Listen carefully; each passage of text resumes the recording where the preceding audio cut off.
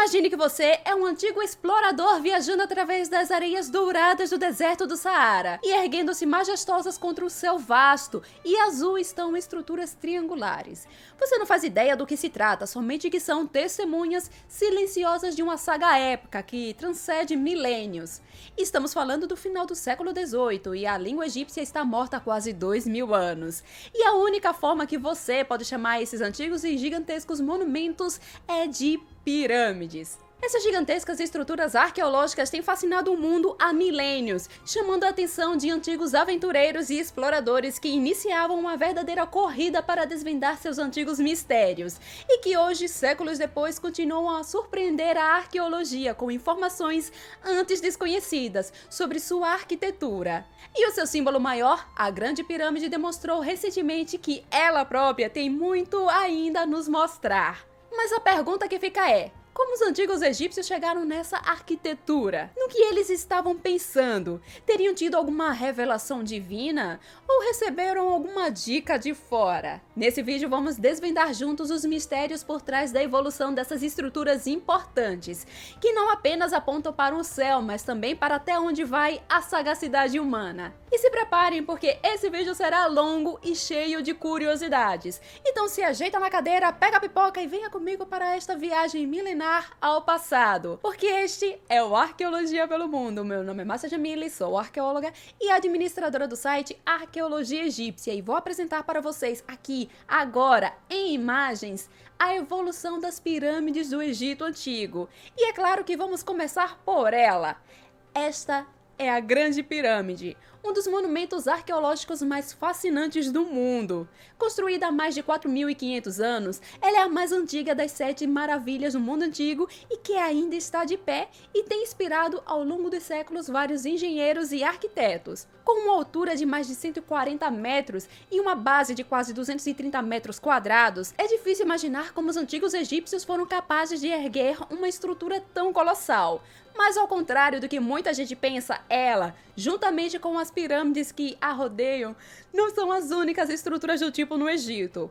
O que eu quero dizer é que a Grande Pirâmide não foi nem a primeira e nem a última pirâmide construída por lá. Na verdade, dezenas de pirâmides foram erguidas pelo Egito ao longo de vários séculos, cada uma com sua própria história, tamanho e formato. Mas os antigos egípcios precisavam começar por algum lugar, não é mesmo? E é aí onde vamos mais além no passado. Este aqui é Imhotep.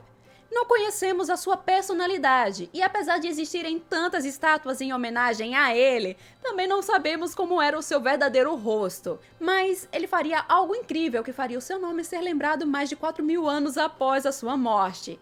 Ele foi o arquiteto responsável pela criação da primeira pirâmide do Egito, a pirâmide do rei de Djoser, que viveu na terceira dinastia, Antigo Reino, há mais de 4.500 anos. Antes da construção dessa pirâmide, os reis eram enterrados em pequenas galerias subterrâneas e que eram cobertas por um monumento retangular que chamamos de mastaba, um termo árabe que significa banco, um banco de areia para ser mais específica. As mastabas eram feitas com um tijolo de barro, que é um ótimo material para construção, mas não exatamente para durar a eternidade como os egípcios esperavam, não é mesmo? Então, o Imhotep, muito espertamente, foi por um outro caminho e adotou tijolos de pedra, que eram mais resistentes do que tijolos de barro, para a construção da mastaba do rei. Sim, a mastaba, porque a princípio a ideia não era isso aqui.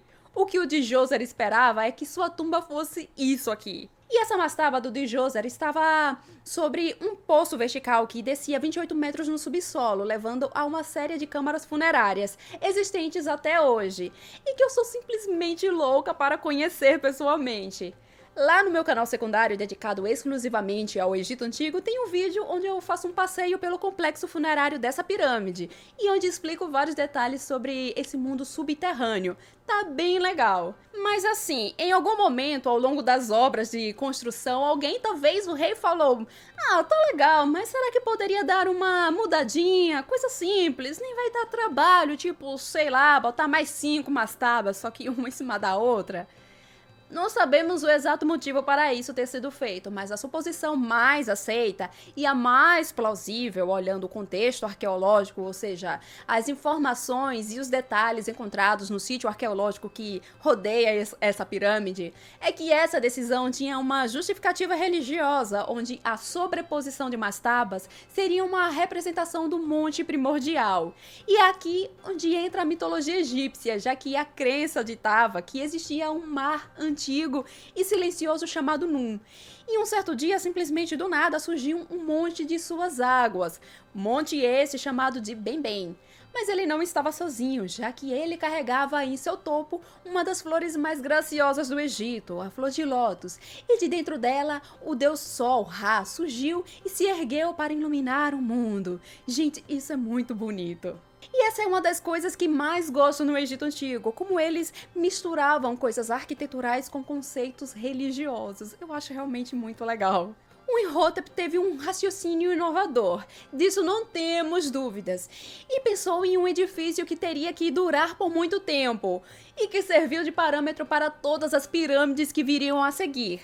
Não é à toa que ele foi divinizado pelos egípcios nos séculos seguintes. E falando em inovação e durabilidade, eu gostaria de dizer que esse vídeo tão elaborado foi produzido graças ao patrocínio da Insider. A Insider acreditou no Arqueologia pelo Mundo e chegou junto, permitindo que esse vídeo super exclusivo chegasse até vocês.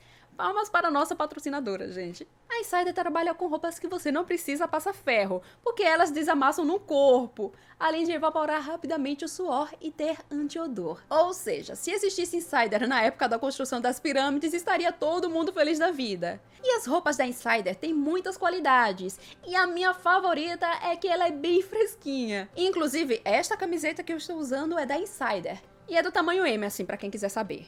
E eu tenho um outro conjunto completo que eu digo com todas as palavras que são roupas bem fresquinhas e gostosas de usar. Parece que você tá sendo abraçada. E além das qualidades que eu já citei, tem mais uma para você colocar na sua lista. Você pode lavar várias vezes que as suas roupas não vão desbotar. E a Dona Insider preparou algumas coisinhas para vocês. Até o dia 19 de novembro estará rolando a Black November, onde as camisetas masculinas e femininas estarão com descontos especiais e que podem ficar mais especiais ainda usando o meu cupom ARQUEOLOGIABF, onde vocês podem conseguir descontos de até 40%.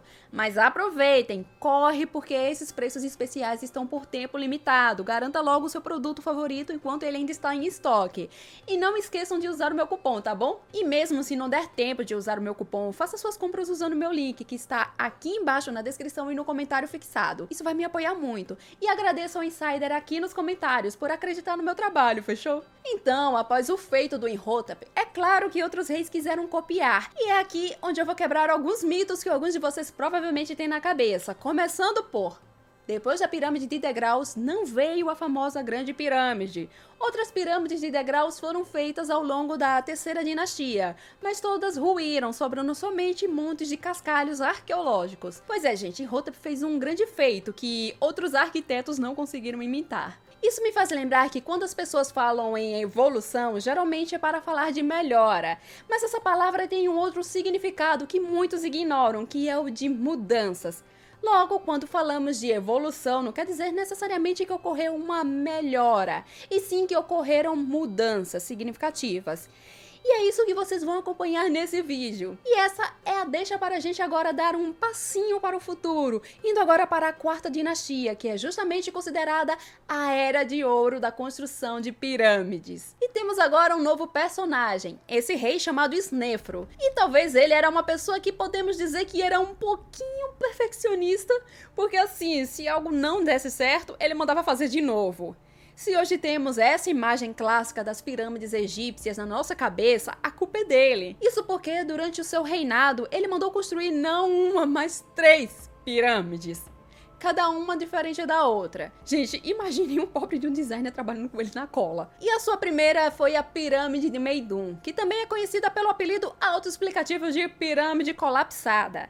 Ela foi uma pirâmide que surtou depois de semanas de trabalho estressante? Não. O que se acredita é que o problema dela envolvia 3 questões: cálculos matemáticos falhos, escolha horrível de terreno e gravidade.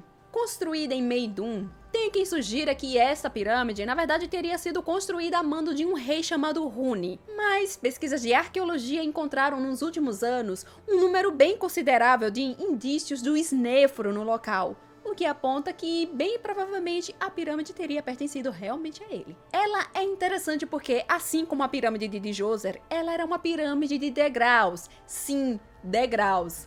A princípio, ela teria 7 degraus, mas então o projeto foi ampliado e ela passou a ter 8 degraus. Mas o Snefru não teria parado por aí. Por algum motivo, ele mandaria preencher os degraus, dando aos 4 lados da superestrutura da sua tumba um formato muito parecido com uma rampa. Lembrando já o formato de uma pirâmide egípcia clássica. Porém, parte do edifício acabou ruindo. Alguns dizem que foi por conta da fundação, que foi construída sobre as areias, sem uma rocha matriz apropriada. Mas outra sugestão é que ela nunca teria ruído na época de Snefru, e sim que o seu revestimento externo foi saqueado ao longo dos séculos. Não sabemos. De qualquer maneira, ao que tudo indica, essa pirâmide não foi usada por Snefru, e não se tem certeza exatamente do motivo. Claro que a resposta fácil seria, é porque a camada externa dela colapsou, e de fato eu concordaria com isso, assim como muitos arqueólogos espalhados pelo mundo. Mas, como acabei de falar, não sabemos se ela realmente colapsou na época do Snefru. Independente do motivo dela não ter sido utilizada, o fato é que então temos logo depois o Snefru ordenando a construção da pirâmide romboidal, que foi construída em Dashur, e que eu simplesmente acho a mais charmosa pirâmide do Egito. Não me importo com o que as pessoas dizem, tipo, a minha favorita é a pirâmide de Djoser, mas a pirâmide romboidal rouba sempre a minha atenção. Mas ela não é só linda e charmosa, ela é muito importante para a história da arquitetura monumental do Egito, porque ela foi a primeira tentativa de se criar uma pirâmide de paredes lisas, de fato. Isso mesmo que vocês ouviram. Para que a grande pirâmide pudesse caminhar, a pirâmide romboidal precisou correr. Mas por que ela não se parece com a grande pirâmide, vocês me perguntam? Porque ela tem esse topo meio cônico. Tinha algum objetivo mágico religioso super sagrado? Não. O que aconteceu aqui foi que os construtores não acertaram os cálculos e o ângulo do seu topo acabou mudando, ficando mais inclinado. Se isso não fosse feito, a estrutura externa dessa pirâmide, tal como sua antecessora, também iria colapsar. Gente, nessa época as equipes de cálculos do faraó estavam passando por maus bocados em busca de soluções. Mas, pelo visto, para Snefru não existia tempo ruim. Ele foi tipo Hammond de Jurassic Park, falando, não poupei despesas. Porque ele mandou construir mais uma pirâmide. Pois é. E essa pirâmide foi ninguém mais, ninguém menos que a Pirâmide Norte, também chamada de Pirâmide Vermelha. Ela foi construída também em Dashur e tem o formato de uma pirâmide egípcia clássica. Ela foi o experimento que deu certo. E é realmente uma pena que, ao contrário das pirâmides de Djoser, a gente não faça a mínima ideia da pessoa responsável por sua construção. Teria sido uma equipe? Qual foi a mente ou as mentes por trás dos cálculos que permitiram que essa pirâmide se mantivesse de pé? Essas 3 pirâmides são o simbolismo da arquitetura de tentativa e erro da antiguidade, tentativas à base de cálculos. E claro que isso custou também muita mão de obra, uma grande logística, além do esvaziamento dos cofres do Egito. E é interessante olharmos para cada uma delas e circular essas 3 na linha de tempo da construção das pirâmides, para dizer, é aqui onde está a principal engrenagem da evolução das pirâmides egípcias. E foi graças à construção dessas e das pirâmides anteriores e posteriores a elas que foi possível termos finalmente a mais famosa de todas, a Grande Pirâmide. Construída no platô de Gizar, atual Cairo, pelo rei Khufu, muito conhecido pela versão grega do seu nome, Kelpis, a Grande Pirâmide originalmente tinha mais de 140 metros de altura, com uma base de 230 metros. É algo realmente muito surpreendente. E sobre essa pirâmide aqui, pessoas que assistem a esse humilde canal, em breve teremos no meu canal secundário, que é só sobre o Egito Antigo, um vídeo onde eu estou montando a Grande Pirâmide de Lego, onde aproveito para contar algumas curiosidades sobre sua construção. Então se inscrevam lá para não perder nada, tá bom? Estamos combinados, até porque A edição desse vídeo tá dando um trabalho que vocês nem imaginam. Assistam com carinho, tá? A Grande Pirâmide, por milênios, foi o monumento mais alto construído pela humanidade. E ela foi um feito tão impressionante que entrou na lista de maravilhas do mundo antigo, que foi organizada para a posterioridade por Antíparo de Sidon, um poeta grego que viveu no século II antes da era cristã. E vamos aproveitar esse momento para quebrar mitos! Ao contrário do que muita gente acredita, nem a Grande Pirâmide e nem as outras pirâmides foram construídas por escravos. Isso foi uma invenção dos primeiros exploradores europeus, que foi perpetuada por alguns cineastas sem muito interesse em história factual. Outro mito que existe é o de que as pirâmides foram construídas por camponeses que estavam de folga das plantações. O que os indícios arqueológicos sugerem é que, na verdade, o que poderia ter existido eram equipes altamente especializadas em construção e que poderiam viajar de um canto a outro. E em cada região chamar pessoas locais para trabalhar. Isso explicaria a alta especialização de muitos desses trabalhadores e a organização logística para a construção da Grande Pirâmide, a qual acredita-se que levou 20 anos para ficar pronta. Após a Grande Pirâmide, foram construídas as pirâmides de Gedefra, Khefren e Menkaurá. E essas duas últimas, juntamente com a Grande Pirâmide, compõem aquela imagem famosa que vocês sempre estão vendo das pirâmides do Egito. A pirâmide de Khefren dá a impressão de ser a maior do trio, mas é só impressão mesmo, já que está em um monte mais elevado, mas tem 3 metros a menos que a Grande Pirâmide. E a pirâmide de Menkaurá tem 65,50 metros de altura, e suas câmaras estão bem conservadas. E assim, já temos aqui uma lista bem interessante de pirâmides, não é? Mas a construção desse tipo de monumento funerário não parou por aqui, já que as pirâmides continuaram a ser feitas durante a Quinta Dinastia.